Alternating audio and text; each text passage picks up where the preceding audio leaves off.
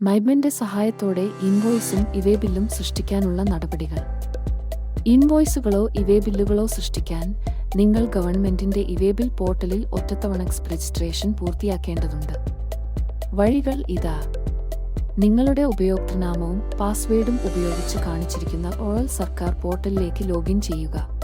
നിങ്ങളുടെ രജിസ്റ്റർ ചെയ്ത മൊബൈൽ നമ്പറിലേക്ക് അയച്ച OTP നൽകുക.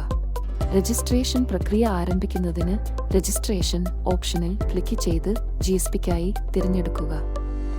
ഒരിക്കൽ കൂടി നിങ്ങളുടെ രജിസ്റ്റർ ചെയ്ത മൊബൈൽ നമ്പറിൽ ലഭിച്ച OTP നൽകുക.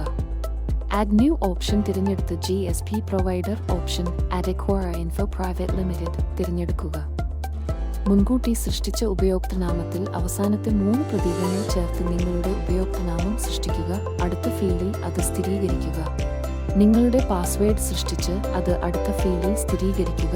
തുടർന്ന് ആഡ് ക്ലിക്ക് ചെയ്യുക.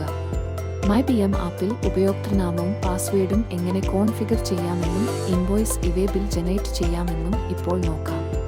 നിങ്ങളുടെ മൊബൈലിൽ MyBM തുറന്ന് ഇൻവോയ്സ് ഇവേ ബില്ലിൽ ക്ലിക്ക് ചെയ്യുക. ഇപ്പോൾ താഴെ വലത് കോണിലുള്ള കോൺഫിഗർ ബട്ടണിൽ ക്ലിക്ക് ചെയ്യുക. ഇൻവോയ്സും ഇവേ ബില്ലും ഒരുമിച്ച് സൃഷ്ടിക്കാൻ ഓപ്ഷൻ 1 തിരഞ്ഞെടുക്കുക. ഇവേ ബിൽ മാത്രം സൃഷ്ടിക്കാൻ ഓപ്ഷൻ 2 തിരഞ്ഞെടുത്ത് ജനറേറ്റ് ചെയ്ത ഉപയോക്തൃനാമവും പാസ്വേഡും നൽകുക. നിങ്ങൾ ക്രെഡൻഷ്യലുകൾ സമർപ്പിച്ചു കഴിഞ്ഞാൽ ചുവടെ കാണിച്ചിരിക്കുന്നതുപോലെ കൺഫർമേഷൻ സ്ഥിരീകരണ സന്ദേശം ലഭിക്കും. നിങ്ങൾ എല്ലാ ഘട്ടങ്ങളും പൂർത്തിയാക്കി. ഇപ്പോൾ നിങ്ങൾക്ക് ഇൻവോയ്സും ഇവേ ബില്ലുകളും നിമിഷങ്ങൾക്കുള്ളിൽ സൃഷ്ടിക്കാൻ തുടരാം. നിങ്ങൾക്ക് ഇപ്പോഴും MyBM ആപ്പ് ഇല്ലെങ്കിൽ ഞങ്ങളുടെ QR കോഡ് സ്കാൻ ചെയ്ത് MyBM ആപ്പ് ഇപ്പോൾ ഡൗൺലോഡ് ചെയ്യുക.